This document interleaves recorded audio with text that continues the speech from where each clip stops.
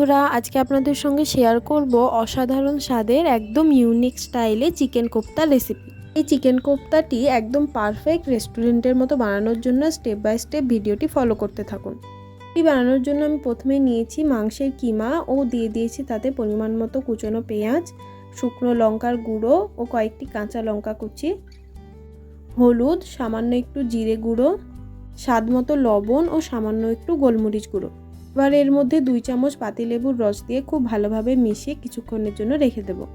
এর গ্রেভি বানানোর জন্য একটি কড়াইয়ে সামান্য একটু তেল দিয়ে তাতে কয়েকটা কুচনো পেঁয়াজ দিয়ে একটু ভেজে নিয়ে তাতে দিয়ে দেবো একটা বড় সাইজের টমেটো, আদা রসুনের পেস্ট, এটা একটু নেড়ে চেড়ে নিয়ে এর মধ্যে দিয়ে দেব কয়েকটা কাজু।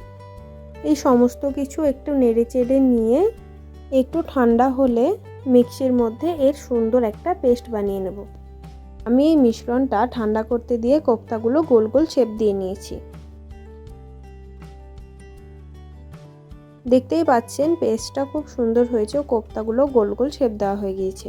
আর একটা কড়াইয়ে পরিমাণ মতো তেল দিয়ে তেলটা খুব ভালোভাবে গরম হয়ে গেলে তাতে একটা একটা করে কোপ্তাগুলো ভেজে নেব। এটা লো টু মিডিয়াম ফ্লেমে খুব ভালোভাবে ব্যাচে ব্যাচে ভেজে নিতে হবে। খুব ভালোভাবে উল্টে পাল্টে নিয়ে কোপ্তাগুলো গোল্ডেন ব্রাউন করে ভেজে নিতে হবে। দেখতেই পাচ্ছেন আমি কোপ্তাগুলো খুব সুন্দর করে ভেজে নিয়েছি।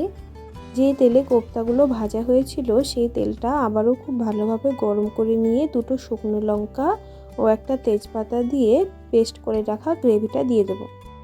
গ্রেভিটা খুব ভালোভাবে একটু নেড়ে চেড়ে নিয়ে এর কাঁচা গন্ধটা চলে গেলে এর মধ্যে শুকনো মশলাগুলি দিয়ে দেবো। শুকনো মশলার মধ্যে আমি দিয়েছি সামান্য একটু লঙ্কার গুঁড়ো, সামান্য একটু জিরে গুঁড়ো, ধনে গুঁড়ো ও গোলমরিচের গুঁড়ো, পরিমাণ মতো লবণ। এই সমস্ত কিছু দিয়ে মশলাটা আর একবার কষিয়ে নিতে হবে। মশলাটা খুব ভালোভাবে কষানো হয়ে গেলে এর মধ্যে পরিমাণ মতো জল দিয়ে একটু জলটা ফুটে আসলে তার মধ্যে কোপ্তাগুলো দিয়ে দেবো।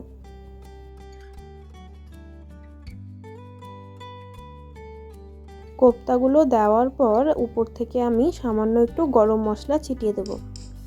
এবার এই সব কিছু খুব ভালোভাবে মিশিয়ে নিলে আমাদের একদম ইউনিক রেস্টুরেন্ট স্টাইলের হোমমেড চিকেন কোপ্তা রেডি হয়ে যাবে। এটি আপনারা গরম গরম সার্ভ করতে পারেন, খেতে দারুণ সুস্বাদু হয়। আমার ভিডিওটা ফলো করে বাড়িতে অবশ্যই একবার ট্রাই করবেন।